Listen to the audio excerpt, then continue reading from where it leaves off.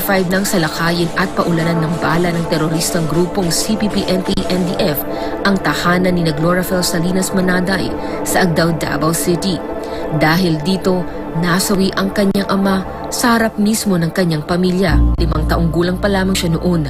Sa halip na humingi ng tawad dahil umano sa mistaken identity sa pagkakabaril, walang awang nagtawanan at tumugtog pa ng gitara ang mga salarin sa labas ng burol na tila iniinsulto pa ang kanilang sinapit. Si Pastor Apollo C. Kibuloy ang nag-abot ng tulong at sumagip sa kanilang nagdadalamhating pamilya sa pamamagitan ng The Kingdom of Jesus Christ na noon ay opisyal na katatatag pa lamang.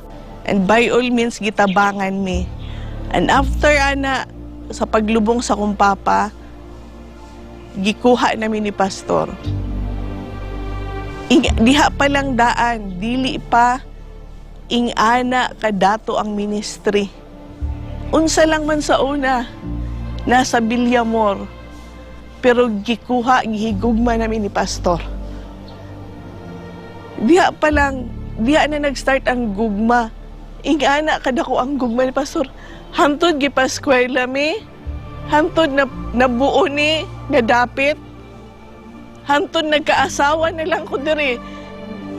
Unsay issue, bawal mag-asawa?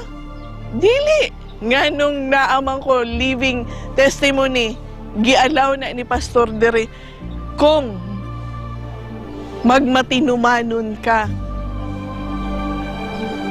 Gikan sa una, akong ginahan, among pamilya, kinsa may nagbuhi ministry. Kung wala si Pastor, kung wala mi na ilan sa amahan pinaagi kay Pastor, siguro isa mi sa mga latagaw ning panahuna. Nya karon ingno ninyos Pastor ingana, wala man mo'y katungod. Wala mo sa panahon sa kapobre sa ministry. Niabot mo karon lang. Niabot mo para mangdaot, para i-demoralize ang anak. Mula sa kanyang